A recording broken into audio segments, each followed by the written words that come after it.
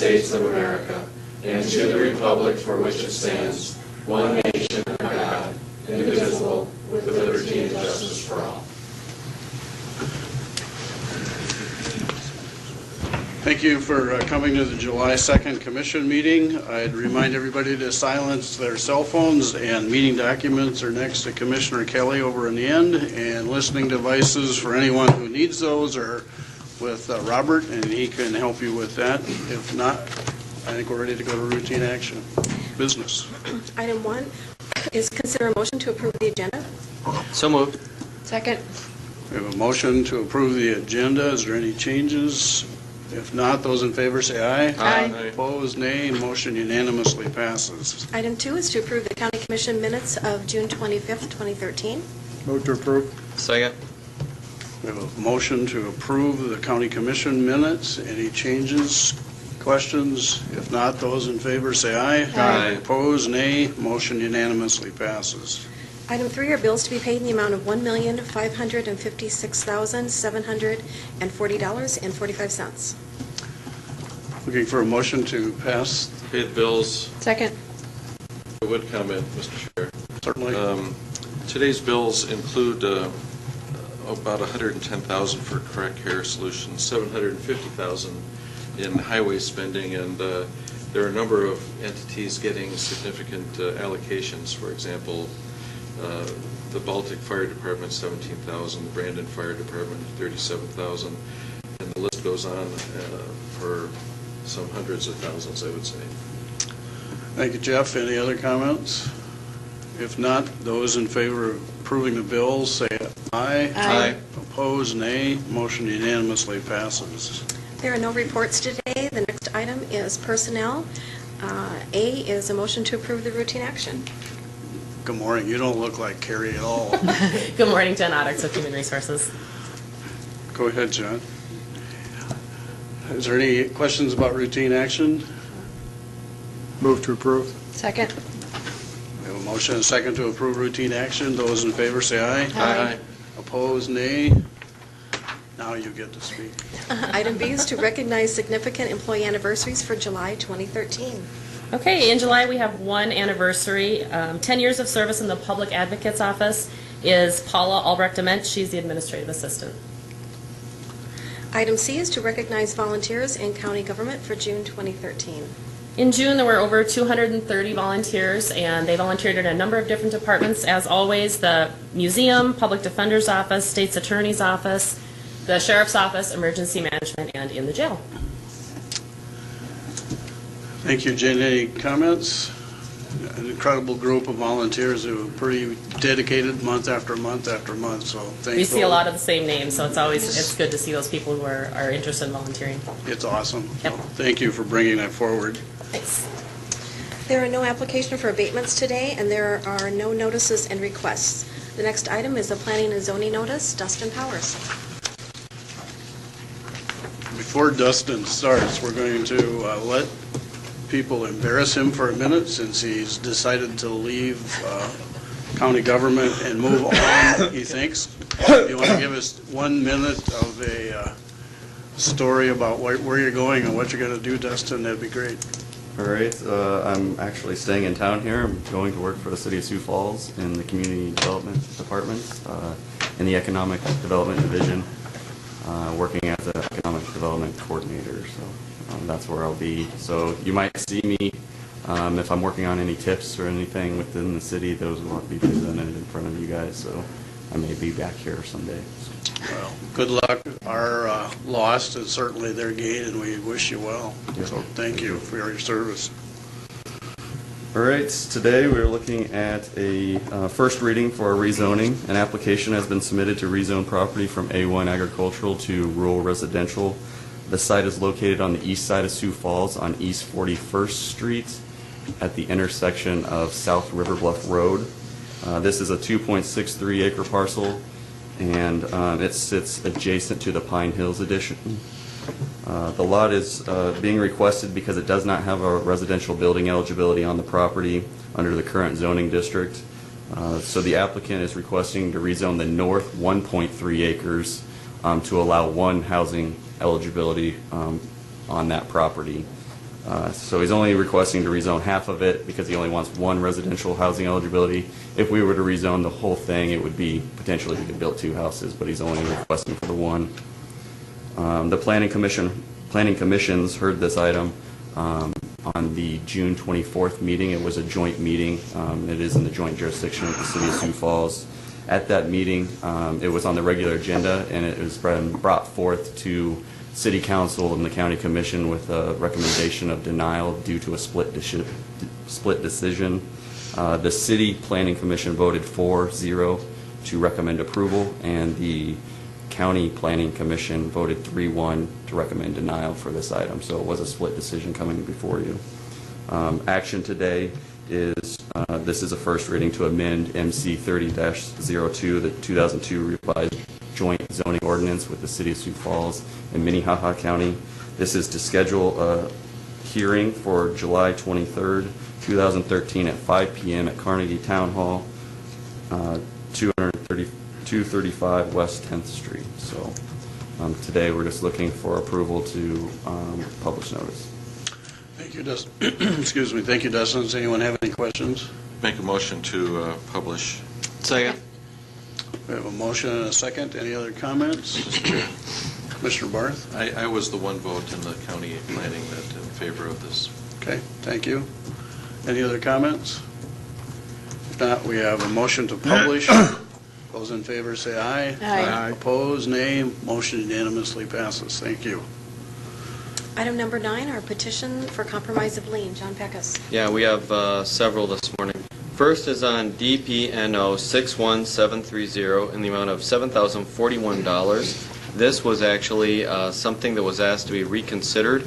The applicant is currently requesting us to reconsider her application for a compromise of the lien in the amount of $7,045.91. This was denied on June 18th, 2013. This was the circumstance where we actually received a check in full several days prior to having the consideration on the application for remitting the lien proceeds back to the applicant, and that was denied by the commission. The applicant was in the process of selling her home in Sioux Falls, and of course the lien needed to be resolved before the sale could close. There is, in fact, a letter from the escrow company indicating that the sale did close on June 7th of 2013, and that, of course, that check apparently was sent, according to the escrow company, in error. However, the applicant states that if we did not receive that check, she would have been able to receive from the proceeds $5,519.03. Because of the error allegedly made by the escrow company, she requests that we go ahead and to send the check back to her. The original application requested a compromise in lien only as it applies to the property. If you remember, this was the lien that was related to amounts that were accrued for the Public Defender's Office, and currently there are some open files for the applicant at the Public Defender's Office at this time. So the only new information is that we do have a letter from the escrow company. I guess I did have the opportunity to go ahead and read that letter, and I guess I disagree with the tenor of the letter insofar that all the other individuals that had judgments or liens against the property were paid, and in this particular instance, the escrow company has a duty to safeguard that property and to make sure the liens are lined up and they're going to be receiving those funds. So I guess I differ with the tenor of the letter in that somehow there was a mix-up that was made. That's why we call it escrow. They have a legal duty to all the different individuals that have a claim or a lien against that particular property. If it wasn't done that way, then nobody would use escrow company. So I guess I disagree with the tenor of the letter. I don't believe there was a mix-up or error that was made because we do have a lien against the property. So with that being said, I'll float a motion to see if we will remit the proceeds back to the applicant. I don't know if I'll get a second. Is there a second to Commissioner Peckus's motion to refund the check? Ken, would you like to make a comment? Well, I think the applicant may be present. Okay. And by the way, if the applicant wishes to speak to the commission, she or he can speak. You don't have to stand up. You don't have to identify yourself. You can speak from where you're sitting. if you do wish to address the commission. So if the applicant is here and you want to speak, please feel free to do so. I guess there's some confusion about what's going on. I'm not saying that I don't owe this money. I'm not asking to be forgiven for this money. I want to pay this money. And I'm not asking for the proceeds back. My parents had to come out of pocket like $1,500. I was just asking to see if I could have that part taken off the lien so I could pay it back personally because I started a job on Monday. And I'm not asking for the proceeds. I want to take care of this much as everybody else wants to take care of. The whole point with the escrow company, they were supposed to hold it until after I came and spoke my piece about it, but they paid it beforehand, and I was pretty much told that it's too late. But that was their fault because we actually had a legal agreement with them to hold the money. That's the reason why it was a problem. Because there's no problem about them giving me the money. It was just a date. They're supposed to wait until July to give me the money, and they didn't. They did it beforehand. And I said, I'm not trying to ask for all of it. I agree I owe the money. I just want to be able to give my parents back the money that they put in, because we had to come to the closing of the sale for $1,500. I just want to be able to give that to them, and I want to start paying them back on my own, because I've been trying to get it back on my feet and taking care of everything else, and I've been taking care of it. It's just, this is the last hurdle right now for me. So I have 3 kids, and I'm struggling, but I want to do this because it makes me feel better. And that's the only reason why I'm asking for this compromise, just so I can make the payments myself. And that's why this request is coming in. So. Thank you very much. So I made my motion. Thank you for your comments. Is there a second to the motion? Is there a second to the motion? If not, motion dies for a lack of second. We'll go to the second item. Okay, next we have DP&O number 75940, and this is in the amount of $2,371. This particular applicant is requesting a compromise of the lien. The applicant is in the process of refinancing a home she shares with her boyfriend in Sioux Falls. As a part of the refinancing, she is going to have her name added to mortgage. During a title search, a county aid lien of $2,371 was noted against the applicant. This also was a lien for public defender services that was completed in April of 2011. After the lien was recorded, the applicant made a request for the commission to compromise the lien in full with no payment due to the fact that she was found not guilty during a subsequent trial. The commission denied the request on May 31st, 2011, about a little over a year ago. Since that time, the applicant has made partial payment of $10 on the account. The closing date for the refinancing has not been set pending the outcome of the compromise request. The applicant is apparently a mother of 2 children. She is employed, and she has an annual income of roughly $28,000.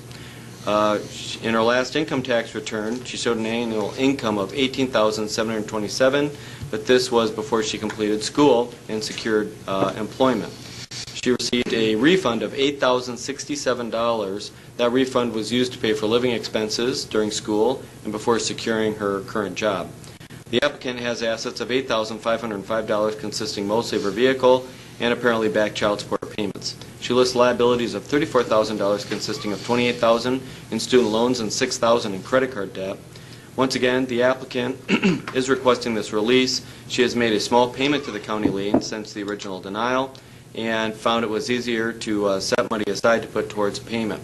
She is requesting a release in full upon the immediate payment of $700, which is roughly 30% of the lien balance, coupled with the fact she was found not guilty in the original criminal charge, and her financial situation has changed since she secured work. The applicant hopes she will look favorably upon her request for the compromise. So I'll make a motion for $700, only 30%.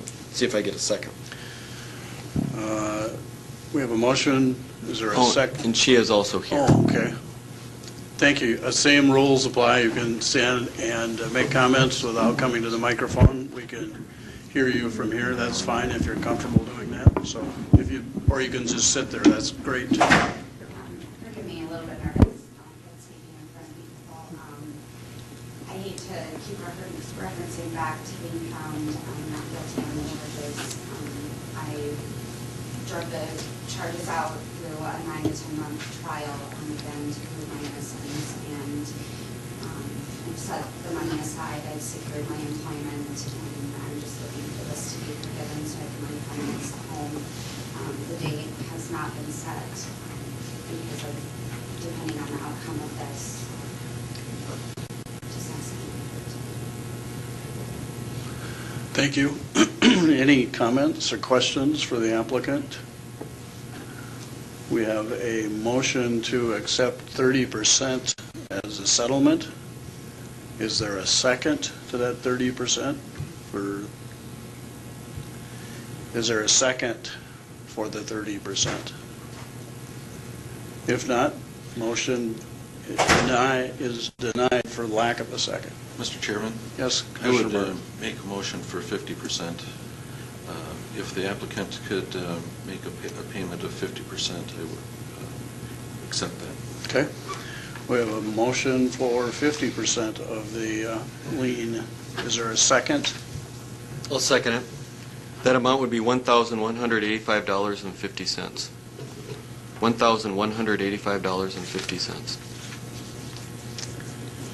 Does the applicant want to make any comments in reference to that? Thank you. We have a motion and a second to approve lien satisfaction of $1,185.50. Is there any comments or questions?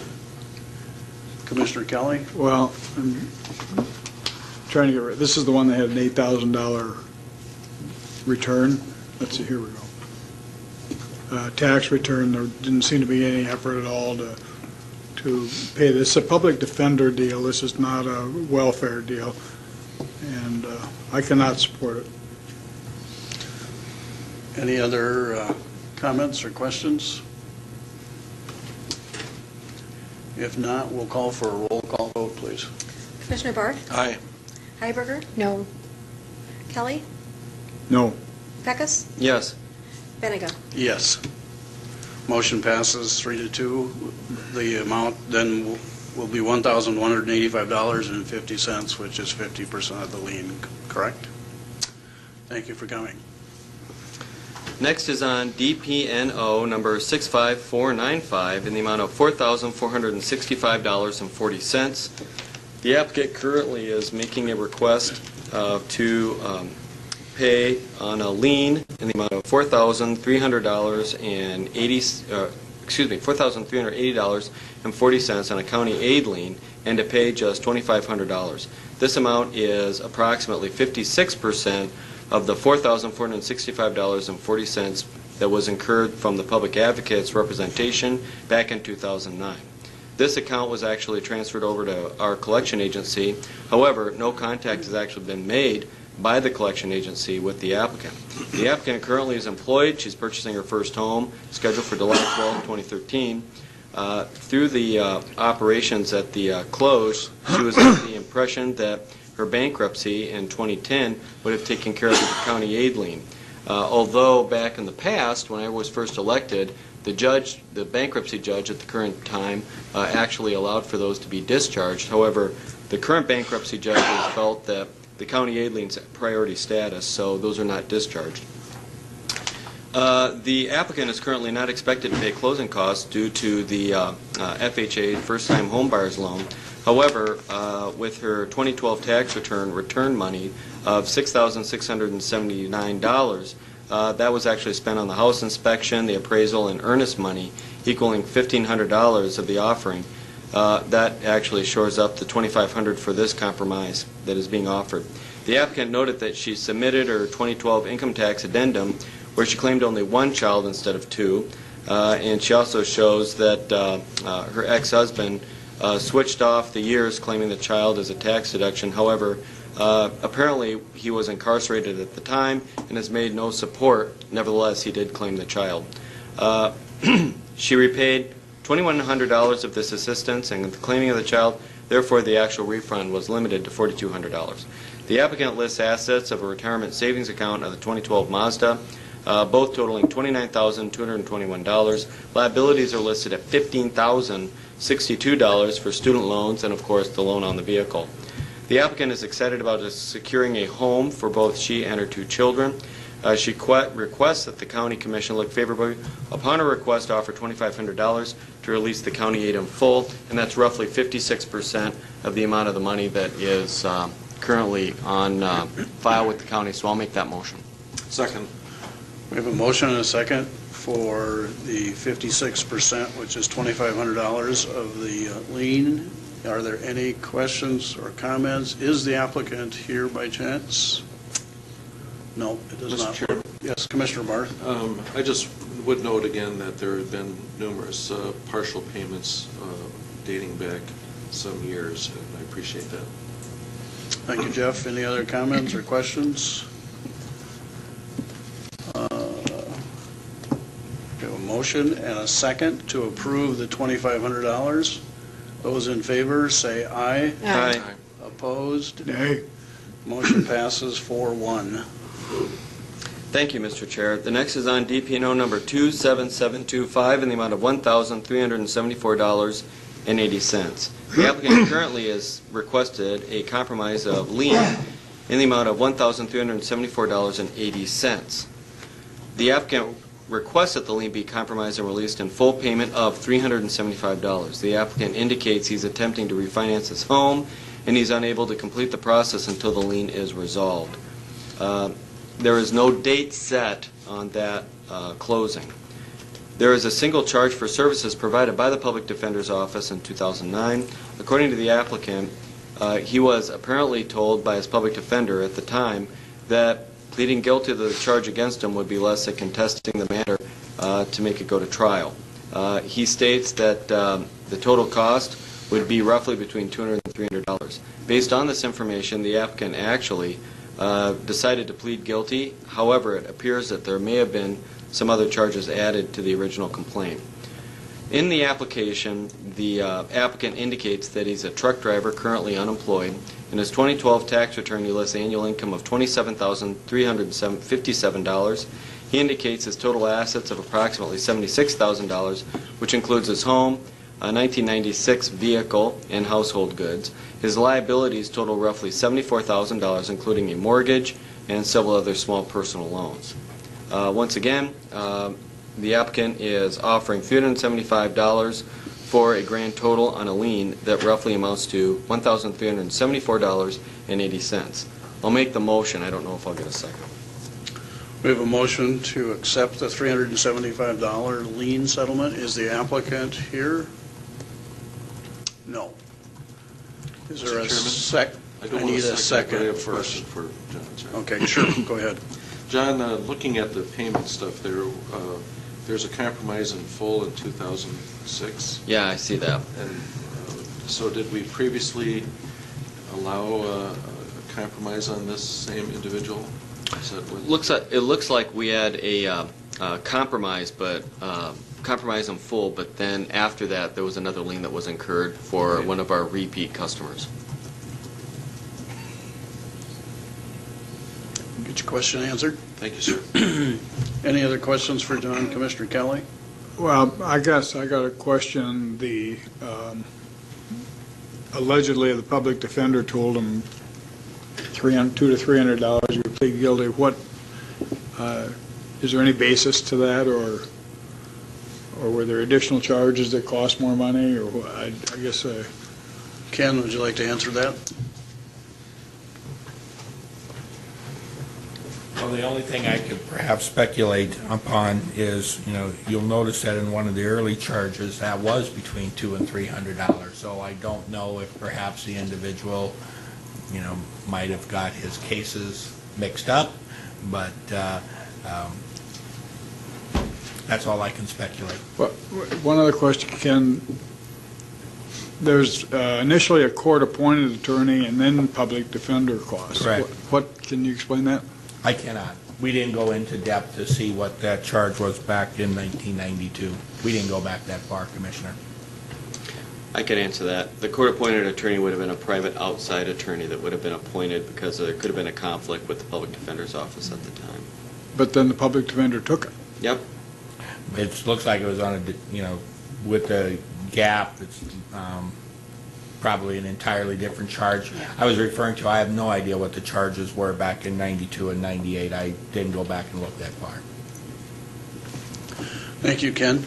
We have a motion on the table for a compromise of $375. Is there a second? Is there a second to that motion? If not, motion is denied for the lack of second. We'll go to opportunity for public comment. Anyone who'd like to speak to us in reference to an item that is not on the agenda, we'd like to hear from you, Commissioner, ex-Commissioner Colby. Welcome. Thank you. Bob Colby, 636 West 21st Street. Having been involved with history most of my life because of my business, and as of the 1st of June this year, I celebrated 41 years in the same business as being self-employed, which is something that I don't think most people can say, having been that long involved with the same enterprise. Because of that and my interest in history, about 15 years ago, and I think this was before Commissioner Peckus was on the commission, City Councilor, excuse me, Bob Jamieson and I made a proposal to the joint City Council and County Commission that we pursue an archive and building for the Siouxland Heritage Museums, because things were getting full at that point in time, and we were looking at an archive for some of our records being held by the county and the city. That took place at the school lunch facility where they made and prepared the noon meals for the students. So you can tell about how far back that was. We, both Mr. Jamieson, Councilor Jamieson, and I thought that by this time this would have come to fruition. We have a piece of property that was given to the county approximately 6 years ago for such purposes, and it has been kind of slowly going nowhere. I'm concerned, because I sit on the South Dakota State Historical Society Board of Trustees, and we are involved there with archiving materials and saving some of the important historic artifacts for the state of South Dakota. I'm also concerned that the same thing happens here with Minnehaha County. So I guess I'm here to ask a question. What is your take on, and what is your support of this particular endeavor? Because we have the land, the county that is, has the land. The ground has been graded, and I see that there's going to be some joint budget hearings coming up between the city and the county dealing with this particular enterprise. And rather than calling each of you individually and trying to find you, you're all here now, and I would be curious as to your particular take on this particular structure. So with that question in mind, what is the county's position on construction of a building for the three-dimensional artifacts? By that I mean carriages and things like that that are now currently stored off-site, as well as the archive of some of the county's paper goods, as well as the courts, etc. And I would solicit your response. I will make a comment just for the satisfaction of the conversation. We have taken a position that we will address this in our budget hearings. This is part of our capital improvement program, if you will. Those budget numbers will be reviewed, I think, in middle of July. I can't remember the exact date. The budget hearing for the capital improvement schedule is July 17th. July 17th. So when we get further down with the budget, where we know where all our operating costs are, then we'll address some of the capital needs that we have. I will tell you that we are aware of the fact that most of us got an email yesterday that the mayor has asked us to consider a different proposal, and he will address that in his budget hearings in the future. and that we will talk to him about that at some point in the next few weeks to see where that's at. The city council needs to address their percentage of that investment before we will move forward with ours, because frankly, it's a 50-50 partnership, and we don't have a $42 million reserve right now. In fact, I think we have $42 maybe. In there? Or somewhere around there. So the issue is that we won't address it in a public meeting as far as the decision-making process until that July 18th, 17th meeting, when we address all the capital improvement program proposals that we have. Very good. I will give you one piece of my take on it and some of my, I suppose you'd have to call it advice. Many times people think about archiving the hard goods, paper, books. Everything is being digitized. Everything is being done this way, that way. It's taking up less space. Every time we've come up with a technology that takes up less space and is easier, quote unquote, to do, it becomes more fragile.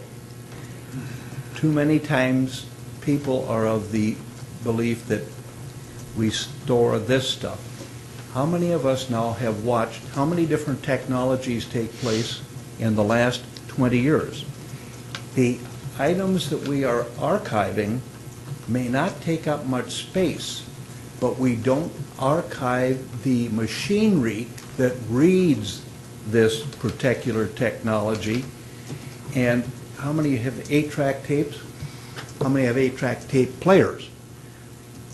Wire recording machines, they aren't around, but people have wire recordings. We have reel-to-reel tapes, but we don't archive the reel-to-reel tape recorders and readers.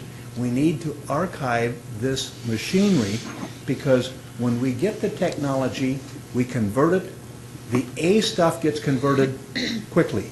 The B stuff, maybe, and the C stuff, we'll get around to it someday. The C stuff will become important, but we do not archive the equipment that will turn that into something that becomes usable. We will get ourselves to the point where we will be like a blind person in a library full of books. All the information is there, but we have no way of getting it to be usable. So I think that this is imperative that we consider archiving more than just the records, but the material that will read the information, and have extra parts and pieces available, because who knows what the next technology will be. You know, we can't imagine. It will become imperative that we have whatever we are using today and what we used 5 years ago. You can't get some of the old machinery. If you look at what it was, Gates's original laptop computer that there's only 4 or 5 left in the world, and that was the state of the art. So, thank you very much for your attention. Thank you, Bob. Thanks for coming. Any other individuals who would like? Mr. Chairman, I would have a comment. I agree with Mr. Clovey's ability to make comments on this issue. It's a big issue. I do not think it's appropriate to be quizzing the commission on their position on things.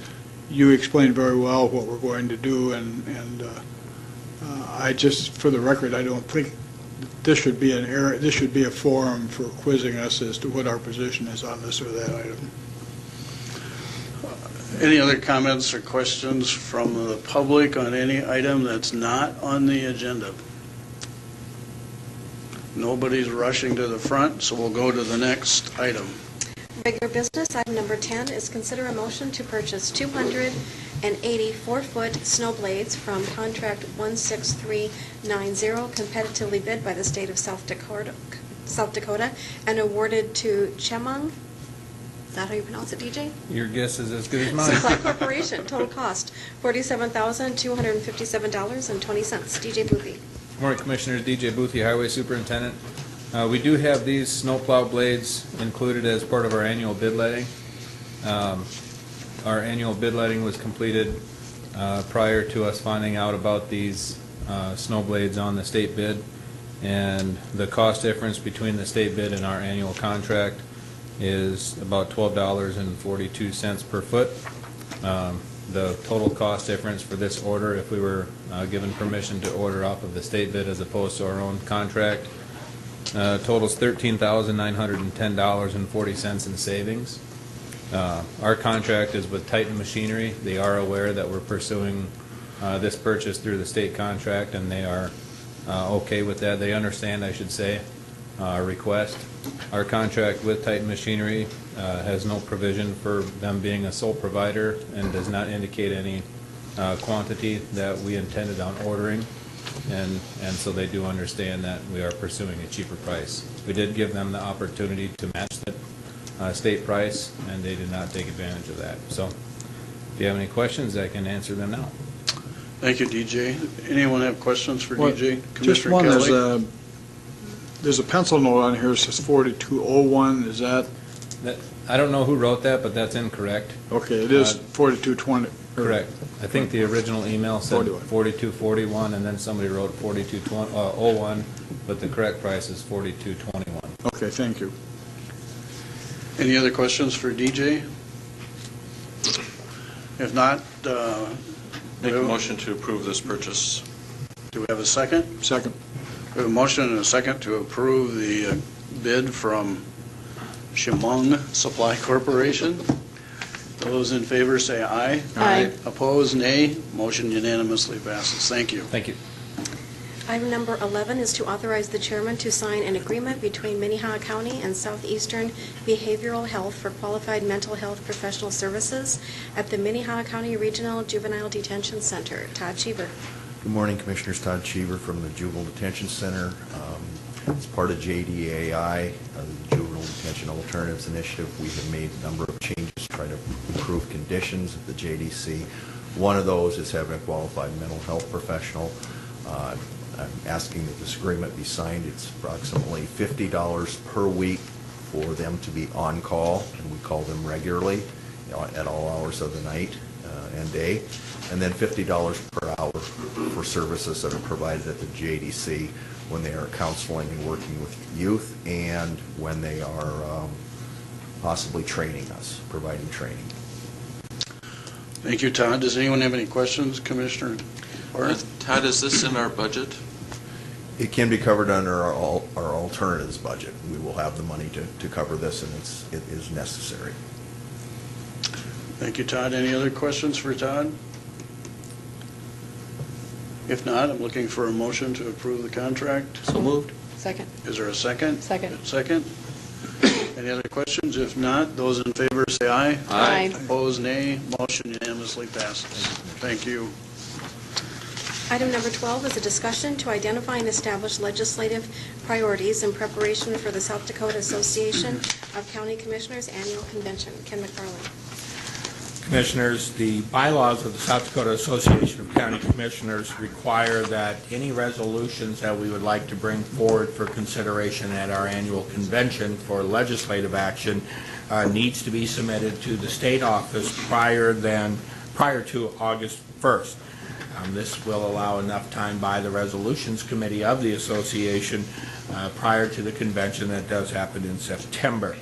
As we did last year, we're providing an opportunity on this week's agenda to discuss potential ideas that you folks would have for legislative actions that you would like to pursue or at least present at the state convention in September.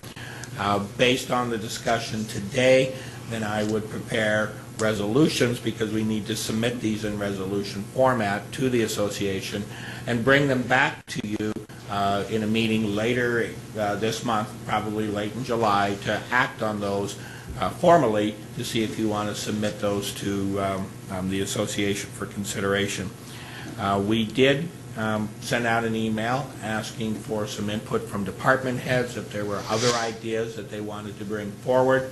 I know that some of you have some of your own ideas that you will talk about today, but the ones we received from the department heads, and I just will bring them or just mention them for your consideration.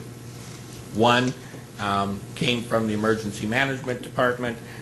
It talks about an exemption to see if we can get a legislative exemption for emergency vehicles to some of our load limits that are posted for both roads and or bridges, and that currently there no such exemption exists for those emergency vehicles, and of course that does cause some issues. And the other one is one that came from the Highway Department, is to clear up some gray areas that exist between counties and municipalities when the municipalities annex up to the county road that might pass through or along their jurisdiction, and to clear up who's responsible for maintenance in those areas, and that those have caused some issues for us in the past.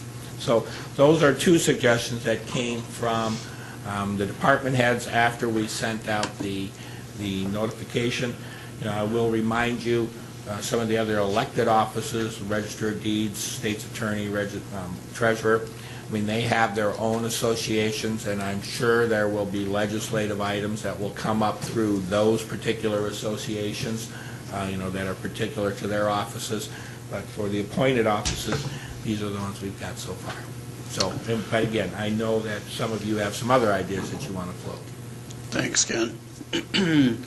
Obviously, Ken explained that very well. We need to at least address a few of those items that people have issues with. I know that I've heard from one of you that does have a ongoing concern, which is legit. And Mr. Barth, if you'd like to start the process. Thank you, and I do have three of them that I brought forward, and I'll have Robert throw them up. I just briefly typed them up. Basically, the first one would be to repeal the tax limitation, which is the 3% of rate of inflation, whichever is lower. That certainly has handicapped us over the years, and the state government has never considered themselves to be under any kind of limitation. And here we are frozen into a position where Minnehaha County's budget is $14 million less than Pennington's budget. And if we don't ask for this repeal, we're obviously not going to get it. The second item would be to raise the sales tax on alcohol additionally 10%, split between the state and the counties, and I think I've discussed that previously. And the third item would be to remove the 20-year limitation on opt-outs. Last year, as you know, we opted out for $4 million. That was not an easy decision for us. Certainly there was some public dismay over that thing. When that expires in 20 years, are we going to lay off the people that we hired with last year's budget? Are we going to say to people, we're hiring you with this opt-out, but we can only hire you for 20 years? The commission 20 years from now is going to have to go through that whole process again. And that's the fact that the legislature refuses to do its job and fund us adequately makes us go through this extra hoop and confront the public with the choice of law enforcement or anarchy, etc. They're not doing their jobs, and they're certainly putting extra pressure on us. I think that each one of these would be difficult on its own, but I think if you don't ask for it, you don't get it. And I will also say, going back to alcohol, if you go to the liquor store, on the very top shelf is the whiskey that they're selling for $1,000 a bottle. One notch down, it's for $100 or $80, and then down at the bottom, it's the $5 stuff. Well, the stuff on the top shelf makes it more palatable to purchase the $60 stuff. So let's go for all of it and hopefully get something. I've noticed for a long time, you know a lot about liquor stores. I have my favorites, too. Okay. Any comments about any of those topics that Commissioner Barth has brought forward? Commissioner Kelly? I'd be curious if they've ever pursued this. I don't know that you could raise the sales tax, but there would be some sort of, there already is an entertainment tax on some of that stuff. I don't know what all the taxes that go on are, but the big complaint in the past and the big fight has been that the I think they pay the tax when they get it in the warehouse.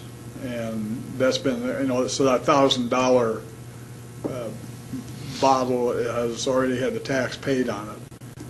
This is changing it back to a user pay, and which is, in my mind, maybe legitimate, because the users are the ones that are causing us the problem. Well, they're the primary cause of the problem that's existing in our law enforcement. So, yeah, we're spending 50-some% of our budget on public safety, and probably 75% of that is related to alcohol some way or other. So I would agree with Jeff that perhaps we need to pursue that again, only don't do a nickel a drink, because that didn't work. But somehow I think we got to continue, and I think we got to keep talking to commissioners. I can't imagine the other counties don't have similar problems with their state attorneys and everything else. Thank you, Dick. Any other comments? Mr. Chair? Certainly. On the alcohol issue, the tax, excise tax, I think, brings in something like $11 million a year for the state. It's not a lot, and it was last raised in 1987. Commissioner Backus? I've got an idea related to Jeff's repeal of the tax limitations, although I wouldn't actually say we need to repeal those tax limitations. I would just make it even smaller. Let us go back and adjust the mill levy. When we had this property tax limitation imposed, what Minnehaha County did is we adjusted our mill levy to the absolute minimum. Many counties were at the maximum. And unfortunately, when the state locked us in, they made no accommodations for adjustment of that mill levy. That could significantly help us, even if we were allowed to adjust it.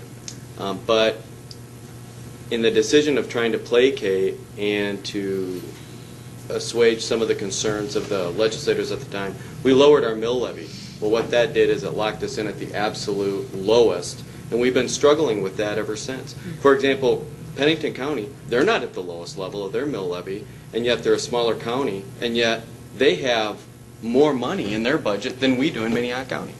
It's amazing when you think about that, but it's just that simple little tweak.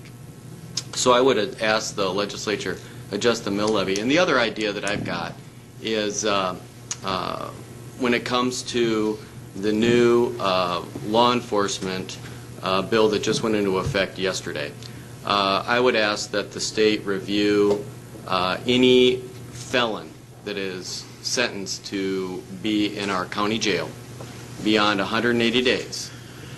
Anything beyond that 180 days, we would get payment from the state in lieu of sending them up to the South Dakota State Penitentiary. Because at this point, we are right now balancing those individuals that would have been in state facilities, on state budgets, on top of our shoulders, because now those felons, which normally would have been going to the state penitentiary, are sitting in our jails on our budgets with our taxpayers funding the cost of it.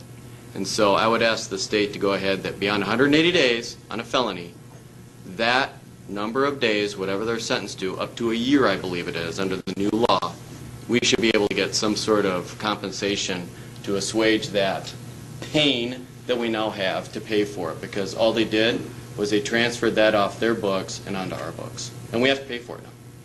So I think that the state should do that. That's my idea.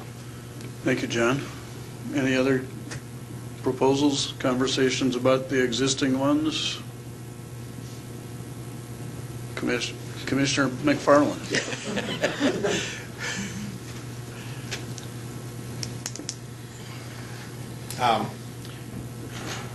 How we craft these resolutions is also going to be important, just for some other background. I mean, part of the requirement that the association has is, number one, you have to determine what is the fiscal impact on that. So if you can put a dollar amount to it, that's a requirement on the footnote of the resolution. You also need to say, what is the impact of the resolution on counties itself? Is it regional? Is it to all counties? Is it something particular for us? And then, so those are the things that as we look to craft the resolutions, we also got to keep in the back of our heads too. And that's important because when you, especially when you take a look at some of these right now, like the tax limitation, remember the property tax limitation is really a limit on the total amount of revenue from property taxes that you can collect and that. And the mill levies, and that's why it's difficult to craft the language if you're going to quote tweak mill levies, because the calculation of the mill levy is really the very last thing in the process. Once you determine how much property tax revenue you need to collect, you spread that against your valuation base, and that tells you what the mill levy needs to be to collect that amount of revenue. And with the way the limitation works, you limiting your dollars that you can collect in the first place, and then you spread them against your valuation base to determine a mill levy. So when we write these things, we just need to be very clear on the mechanisms, to achieve what it is that we want to achieve. And so, like on the limitation, it's not going to be enough to just say, well, we're going to change the mill levy. The language needs to be a little different to remove or to enhance our ability to collect the actual dollars, because mill levy is simply the very last calculation in the formula to collect those dollars.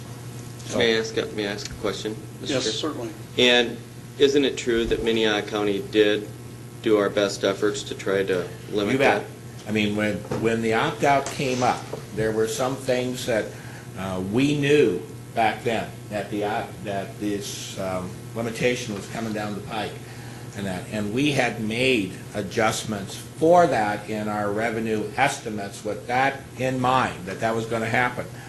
And so, I mean, we did do our due diligence back then, and we adjusted our revenue estimates that we expected to get, and that did, in fact, like I said, freeze us at that point and start the new ceiling for us that's adjusted because of the property tax limitations, because we had, in fact, adjusted those revenue estimates because of that pending legislation. Other questions for Ken? Ken? Yeah. Is it possible for us to figure out what, beyond 180 days, a felon could be sentenced to our county jails? Could we work with the sheriff's office to figure out how many individuals beyond 180 days that are felons sitting in our county jail? Is it possible for us to put a number to that? It might be. I mean, we'd have to work with, we'd have to work with the sheriff to see about breaking down those numbers. I mean, he does a very good job of classification and who's where in the process. And like I said, we'll have to take a look at the impact of the legislation, because as I understand right now, prior to July 1, I mean, there is that was a 180-day cap in a county jail.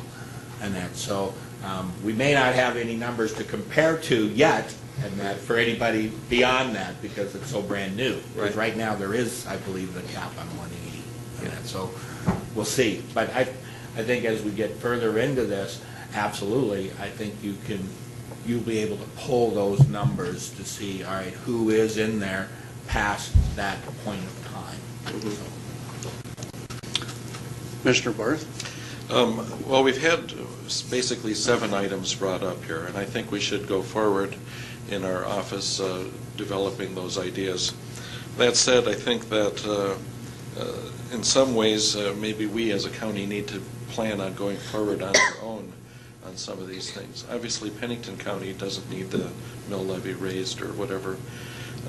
But I know that even last year when or maybe it was 2 years ago, when we talked about a different split on the alcohol tax, where part of it would come to the counties, during the committee meeting on that with the state association, a commissioner from a smaller county said, well, that's not fair, because we'll only get $30,000 and Minnehaha County is going to get $600,000.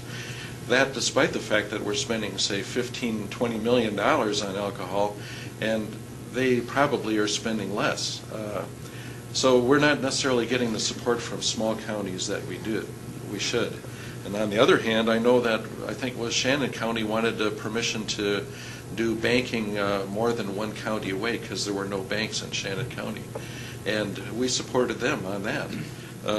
So I think there is at some point, maybe we need to go on our own to try to get our own agenda pushed, whether or not the state association backs us. Thank you, Jeff. Any other comments? Yeah. Commissioner Kelly? To go along with Jeff, there's 7 items up there, but you can only do so much work. You've only got so much of a staff. I think some of the items are specific to a department, and I would think perhaps like the emergency management thing is really an emergency management throughout the state issue.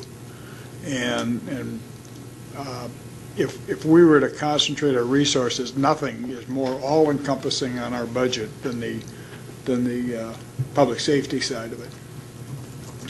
I'd like to, and I got a lot of nods when I was talking, but I determined long ago that that's not a good way to count votes because they don't show up.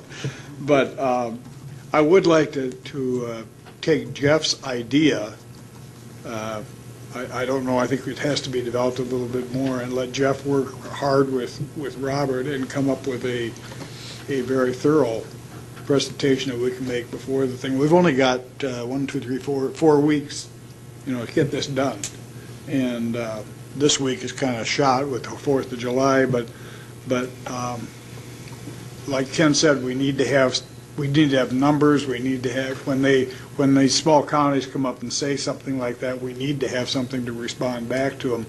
But every one of them, and the state likes user pays. We do it with the wheel tax. We do it with sales tax, and this is a way to tax the product when it's bought at the store or bought at the bar, and doesn't put a hardship on the wholesalers. Not that I don't think they have any hardships, but I really would like to pursue.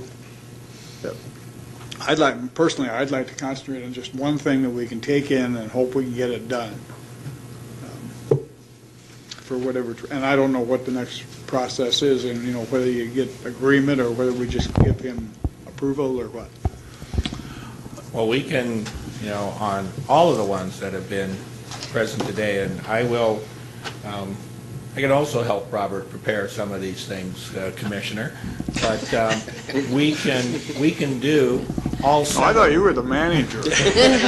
We can do prepare resolutions for consideration really on all of these, and that so that there is a formal record of whether or not you support these or not. To go forward to the But my point is, you can only concentrate on certain things, and I didn't mean to leave you out of the equation by any stretch, Ken. And I agree with you that I would, right now in this part of the process, you have ideas for consideration, and the whole idea behind this process is to identify what those ideas are, get you to think about them a little bit, and that we'll prepare the resolutions on them, and then when we bring them to you in July, then you can make the decisions which ones that you want to concentrate on as an organization to forward to peer. And some of these may not survive. Well, we're in July, so I mean, understand are you talking next week? No, I'm talking. I said the end of July. They have to be They have to be in front of the association by August 1st. And so, when does the association act on them? They don't. September. The resolutions committee will meet prior to the convention, which is in the convention's in September. But anything that survives the resolutions committee process then goes to the floor at convention in September, and that's when it's determined which of these resolutions that have bubbled up from the grassroots will end up being part of the association's legislative package. So we have a couple of months to Absolutely. work on this. But for now, we just need to identify which ones we as Minnehaha County would like to submit to the association for consideration. And like I said, we can do resolutions for your consideration on all of these. Some of them may not survive here at the end of July that you want to forward. And I agree with you that it makes much more sense to concentrate on just a few than it would be to say, here's all 7. But that's your decision to make at the end of July. Okay. Any other questions, comments? Any additions? How come I get taken to the woodshed by by our executive? I will not. That's why I introduced him as Commissioner. Yeah, thanks. There are 7 here, but I have to say that I agree that some of these need to be taken by other associations, and I'm just going to throw out for conversation, and you guys can say yes or no, but I think the emergency vehicle load limit and the county maintenance can be done by, frankly, the county's highway departments. Load limits and maintenance is the same thing, regardless of which vehicle it is. So maybe that's something that they could work with, the county highway superintendents. You can't talk until I'm done. That's the first time he's ever listened. The other one is the mill levy issue that John brought up. John, how do you feel about trying to put a resolution together to explain that? Yeah, I agree. It's going to be tough. But, that's... I like the idea. They're wading in it. I mean, they don't realize it, but it's affecting them. Correct. Do you want to make a Kind of like stab at global trying? warming. That really falls in with the repeal of the tax limitation. Right. Yeah. We can make that resolution. Yeah. Well, do you want to try to combine those two? Sure. Well, I don't want to sully Jeff's good idea with mine, but if he'd be willing to do that, that'd be nice. He looked Can't successful. say anything. The sales tax on alcohol, I think, has been discussed many times. I don't know that we have any opposition to pursuing that. Ken, you want to give that another stab? I think it's still in my computer in many different versions. I'm sure. And the last one is, I have one more. Besides that, it's a 20-year limitation on opt-outs. Jeff, how do you feel about including that or saving that for a rainy day? It's up to the group. Personally, I don't think if you have some success with any of those other ones, the 20-year limitation on opt-outs is not an issue, frankly. And whether it's 20 years, 10 years, 15, 30, we don't know what's going to happen 3 years from now. So I have a little bit of a concern about even trying to identify that one. Although I agree in concept, I think it's a great suggestion. I don't know how that we can do that one. Well, I agree. Salmon can swim upstream, but I think county commissions have a difficult time doing it. You'd really be going against the tide on that. You guys' analogies today is great. And what's the one I'm missing? The 180 days. Oh, the Yeah. 180 day on our Felons cost, in our if jail. you will, to our public. How do we identify that? We'd have to have we'd work with the sheriff's office and get some numbers. The one concern, and I agree that that is a significant issue, and it's a good idea, but I think until the governor's initiative is implemented, we may have some problems even getting that one past the first hurdle because we don't know what the long-term cost of some of those issues are. It's not really hard if we go back and we actually check with the state's attorney's office how many felons did we have in Minnehaha County that were sentenced beyond 180 days. If we run those numbers, if it's over a year, they wouldn't meet in our current system. If it's under a year, beyond 180 days, then we're going to know exactly, and all we have to do is look at the judgments that the judges are imposing. They would then, if we run last year's numbers, we'd get an idea about how many people this would affect and how that would affect our budgets. Should we start with that to find out what the number and the dollar amount is? Chase down. Let's do that first, and then we can come back. Commissioner Barth? And if you're ready I'm for done it. talking. I just want to say I agree with you on those first two with our department heads. At the same time, I think that if we authorize them to speak representing Minnehaha County, that would be something. Because in the past, we have had folks from our county that work for us speaking on behalf of Minnehaha County when in fact they were doing so without our Approval. And, certainly we have people that are very specific, have a lot of knowledge about special things, but they can't speak on our behalf. And I would have no problem with the Highway Department or Linda Young in Emergency Management to speak on these issues, representing us without our endorsement as on the county commissioner level, so to speak. I think what I was trying to say, if I didn't say it, is that we would like them to do draft resolutions on their own to come back with us rather than assigning it to Commissioner McFarland's group, and then come back with us, and then we can endorse those because frankly they understand what could happen or what won't happen with some of those issues. And I think that if we let them do it, since it's a grassroots responsibility in their operation, that's getting it back to where it belongs. I saw a couple of people, Julie, you're trying to hide from me, I know, but do you have any comments that you'd like to make?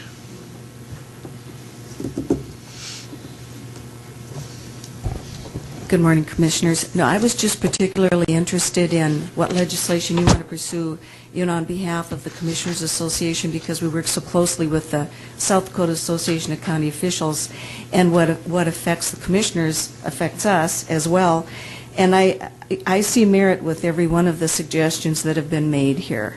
It significantly, I think, impacts us financially, and I feel as though if anything is going to be done, I know we repeat this year after year after year, but it seems as sooner or later someone should be able to understand that we're kind of in dire circumstances. And there are large counties, there are small counties.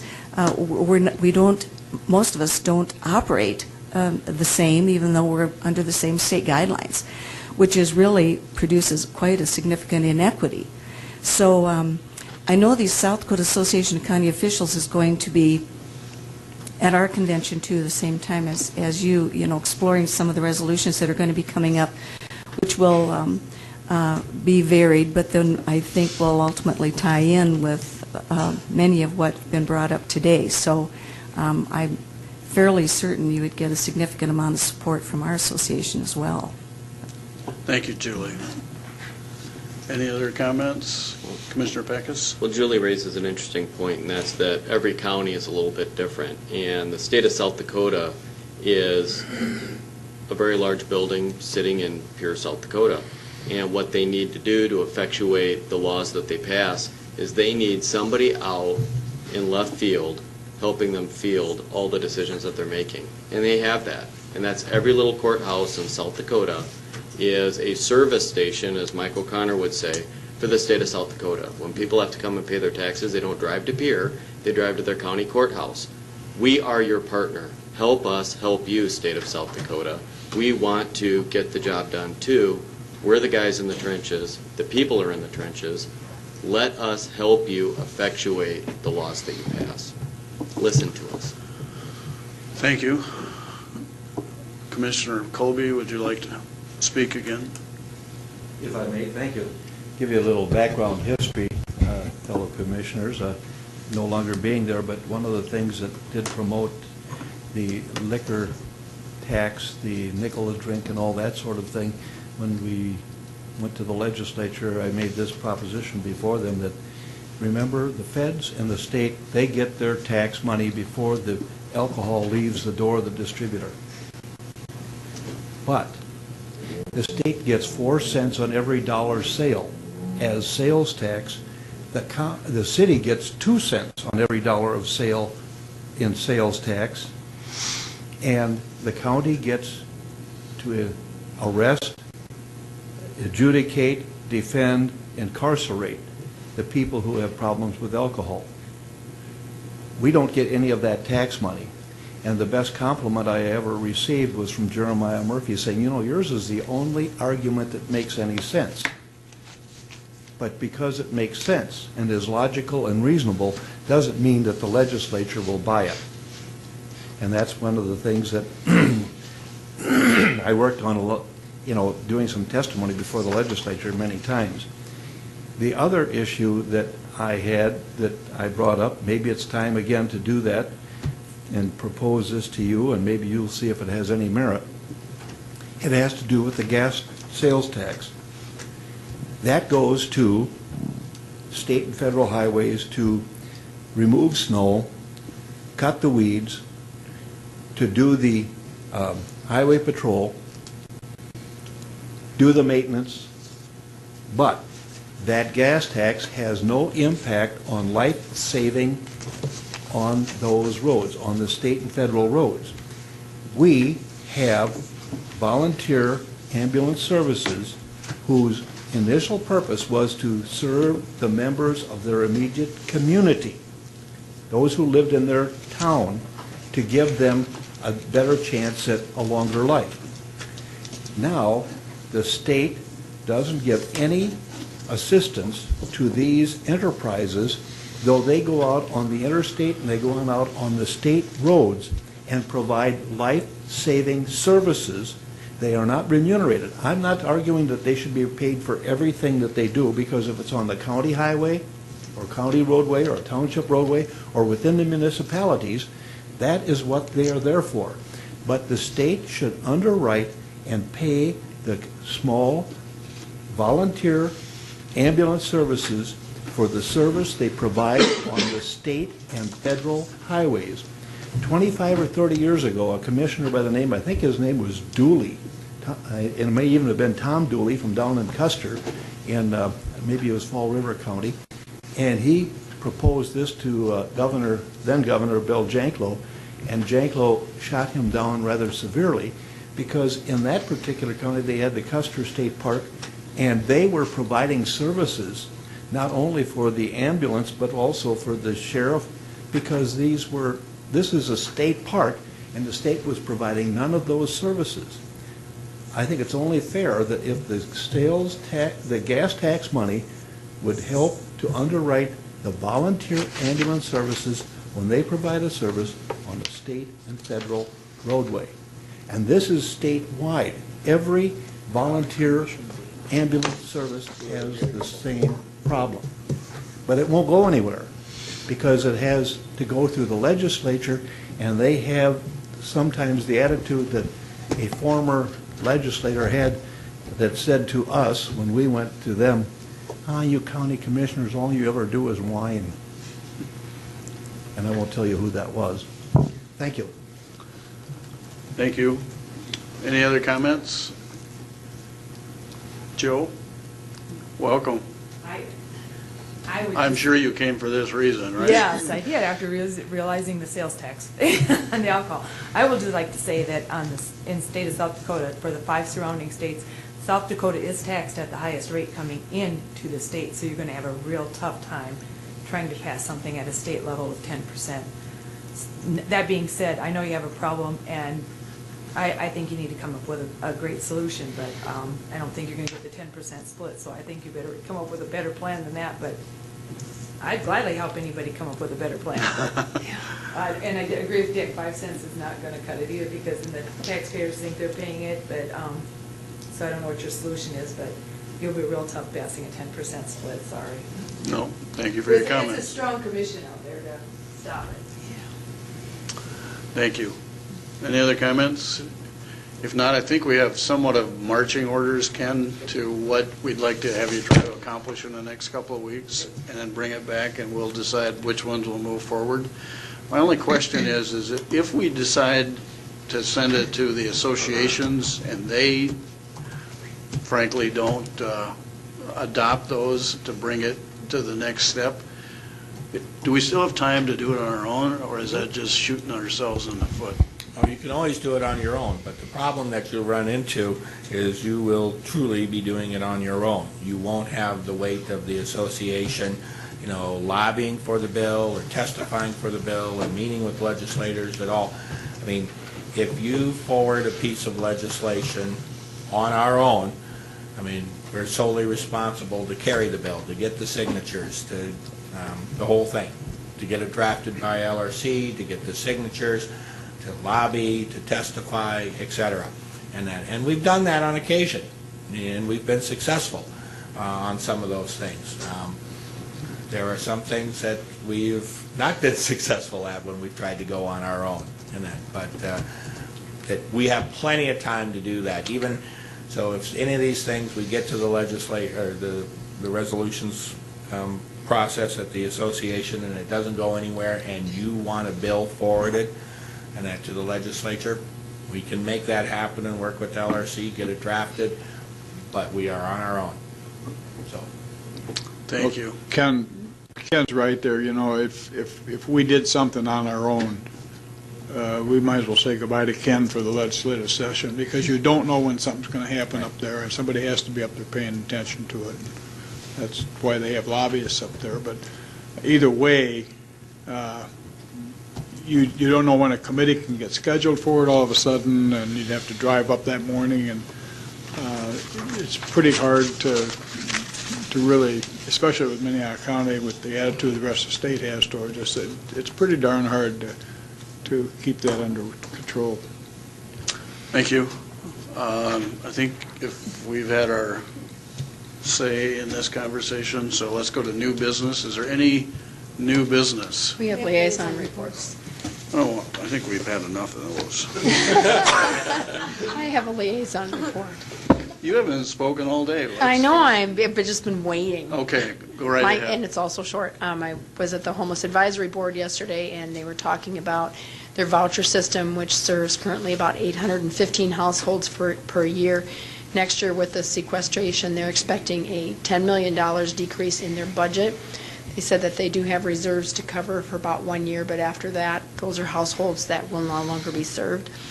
And then to tie in with that, the Criminal Justice Initiative, they're expecting about 400 parolees in the Sioux Falls area looking for housing, and about 100 in the Rapid City area looking for housing. We all know that there is very limited apartment space out there, and the question is, where are we going to put all of these parolees when we already have issues? We have jobs, we just don't have places to put people. So that's my report on liaison. Thank you.